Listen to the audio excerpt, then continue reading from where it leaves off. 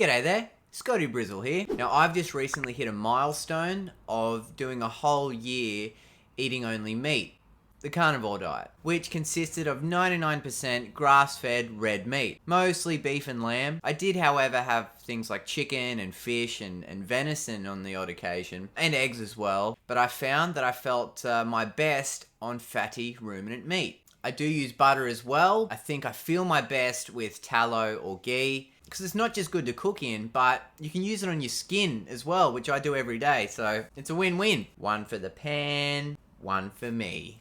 But obviously no fruits or vegetables or nuts or seeds or grains or seasonings, just meat, salt and water. I did, however, reintroduce black coffee after a while, which, to be honest, I do feel better without, even though I'm drinking it every day. But I did feel better when I was offered in regards to like my energy levels, and because I'm quite sensitive to it now. Yeah, it can increase anxiety, but also, interesting enough, I found it can contribute to a bit of joint pain if I have too much as well. But to justify my moderate caffeine addiction, I do see it as kind of like a bit of a sacrifice to go sit at cafes and gas bag and hang out with friends and talk over coffee. But for me, it's kind of like weighing up that risk to reward ratio. I don't feel like it's impacting me too much, so I'm gonna continue with it, but I would be interested in having just another month off just to see. But before we dive deeper into this, I just want to give a quick recap on why I chose to even do the carnivore diet. And just to quickly mention, if you want to go back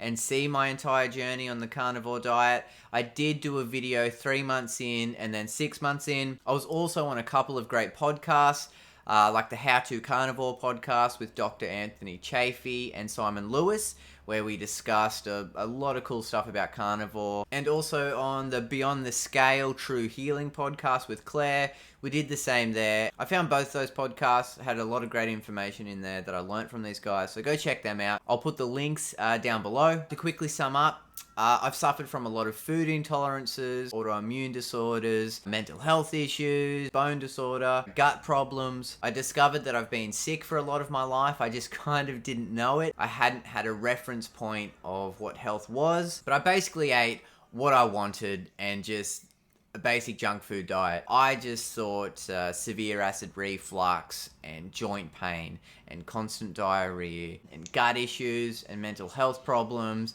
and skin issues. I thought this was normal. Everyone feels like that, right? No. Hey, I didn't know because I didn't have a reference point of health. But then things kind of got a bit worse, and I reached a breaking point about 5 years ago where I developed these crazy food intolerances where I felt like I couldn't eat anything, especially all the things that I've normally eaten previously, and my mood was so unstable, my anxiety and depression were through the roof, my gut was just destroyed. I went from like doctor to specialist to naturopath to try and figure out what the problem was, but I could never get a straight answer or a clear answer. I'd basically just get the blanket diagnosis of IBS, pretty much here. Have these probiotics, have these digestive enzymes, and just live your life.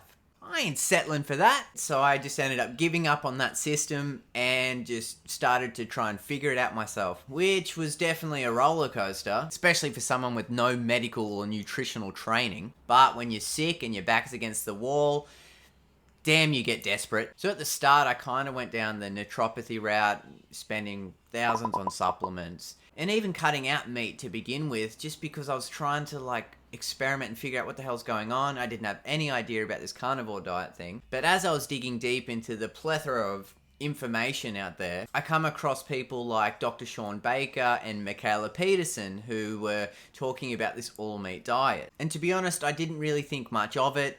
I'm like, okay, that sounds a bit weird, eating only meat. It kind of just kept popping up. And I started reading about people's success stories. They had similar symptoms to what I had, and they were fixing these problems or solving these problems for themselves. And I thought, what the hell?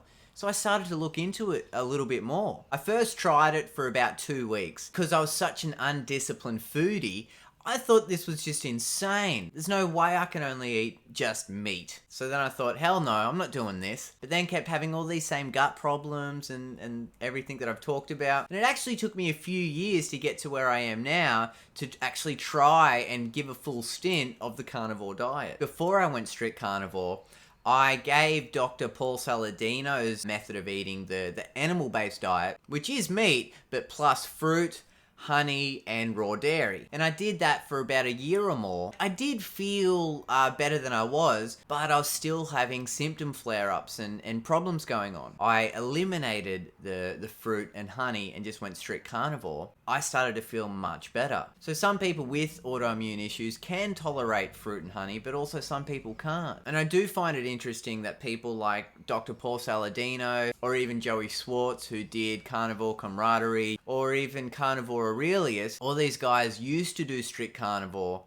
but then they actually transitioned back into other foods like fruit and honey and raw dairy. So they found that a strict carnivore way of eating wasn't suitable. But obviously these guys don't have health problems that stop them from eating these foods and having these dramatic symptom flare-ups. So if you do have health problems that you're trying to figure out, you kind of do just have to experiment on yourself and see what works for you. But even after doing the carnivore diet for a whole year now, and it is the best I've ever felt in my life, I still do get some symptom flare-ups, which for me can be like skin issues or gut problems or anxiety and depression, which I find super interesting because I just assumed and anticipated after a whole year doing carnivore, all my problems would be solved. But it's not the case. I haven't tried to reintroduce too many things or go too crazy with it. Even just simple things like bacon, which is high histamine, eggs, which is a common food allergen, spices like pepper, even particular mineral waters, and also honey. I can still have reactions to things like these, which is why I haven't wanted to try and introduce any other things like vegetables or fruit. So I feel like there's something deeper at play here. Now, one thing that comes to mind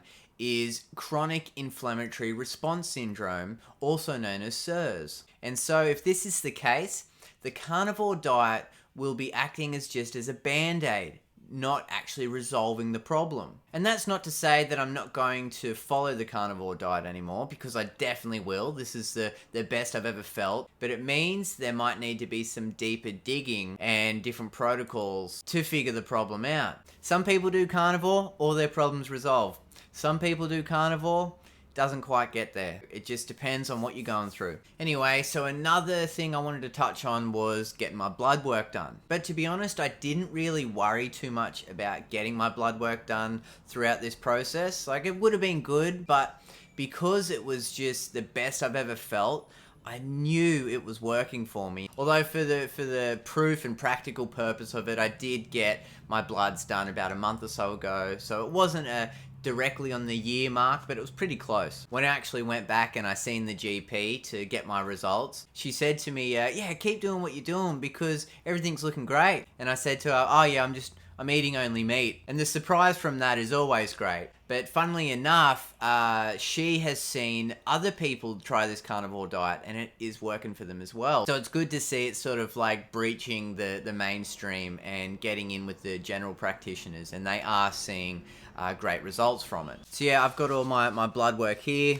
So yeah, just quickly, thyroid function was great. I had slightly elevated vitamin D levels, which I think's fine. All of my blood counts were fine. Creatine's fine. Vitamin Bs and folates and iron, all that was fine. CRP was fine. All the sodium, potassium, chloride, bicarbonate, all fine. Calcium, fine. And also the lipid profile, which is a controversial sort of thing about cholesterol on the carnivore diet. All the ratios were fine. My LDL went up slightly, but it's in a good ranging compared to my triglycerides and HDL. So as I sort of knew it was going to be okay, because I felt incredible. The only thing that sort of slipped through all this and that I forgot to ask for was my testosterone levels. The vitality and vigor that I feel doing the carnivore diet, I just assumed that all those levels would be fine as well. But hey, green tick on all of this, so good. Now, just before I wrap this up, I just wanted to go through some commonly asked questions that I've had doing this year of carnivore, with the number one question being, how can you afford it? Honestly, I'm not spending as much as I was eating a normal diet.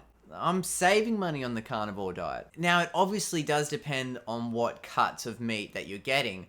And if we're just talking beef, I go for the chuck steak because it is the most affordable, it is tasty, and it works out for maybe a 500-600 gram steak. It works out to be about $12 to $15 a steak. In comparison to how I previously ate before this diet, where I'd be buying meals out 3 times a day basically, 20 to 30 bucks a pop, snacks in between, buying drinks out as well. So really, I think it's very affordable if you're eating a cut like chuck steak, and I'm only having like either 1 or 2 steaks a day. So yeah, very reasonable. Now the next question, where do I source my meat? Not literally, of course, no sauce allowed. I don't go to general supermarkets to buy my meat. I don't like to support factory farming or feedlots. I try and get my meat from local farmers markets or local butchers that do grass-fed and grass-finished animals. Now I can tell from my body's reaction if I'm having grain or corn-fed meat. I don't feel the same in compared to pasture-raised animals, so it's just so obvious for me. The next question, how much do you eat in a day? I sort of touched on this just before, but I usually fast of a morning and then have a massive steak at the end of the day, and sometimes that's all I need. But I also mix it up and have a steak maybe mid-morning and then again sort of like towards the later afternoon. Now the size or the weight of these steaks is between sort of 600 to 800 grams. Some people think that's a lot of meat, but it's perfect for me. Another common question I got was, do you think it's just cutting out all the crap that has actually made you feel better? And in some ways, yeah, of course. If you're living on junk food, you're not going to be thriving. But like I said before, I wasn't thriving on fruit and honey. Cutting those out, I felt much better. There is something going on here where a strict carnivore diet, for me at least, it puts me at my most optimum state. So I do think it is much bigger than just cutting out the junk food. So the last commonly asked question is, are you going to reintroduce other foods? Yeah, of course, I would love to be able to eat a wider selection of foods, especially when doing things like traveling. But as I mentioned before, I still can have flare-ups with my symptoms. I kind of enjoy not being sick like I was. So I'm going to keep doing carnivore, but one day, yes, I would like to eat a wider selection of foods, but there's just a bit more deeper diving to get done. So anyway, that was my year in the carnivore diet. And if you've been sick or are interested in trying the diet, give it a go, see how you feel. And some great resources that have really helped me over my journey, people like Dr. Sean Baker, Michaela Peterson, the absolute legends at the How to Carnivore podcast, Dr. Anthony Chaffee and Simon Lewis. There's Dr. Ken Berry, there's Dr. Judy Cho, we got Dr. Bart Kay, Dr. Kiltz. There's plenty of resources and great information and great help out there if you want to try this diet. So yeah, if you're sick, don't give up. There are options out there, and these people that I've just mentioned have just been an incredible help for me. Thanks so much for watching. Don't forget to subscribe and follow me on my socials at Scotty Brizzle. I think it's time to go eat a steak. Until next time.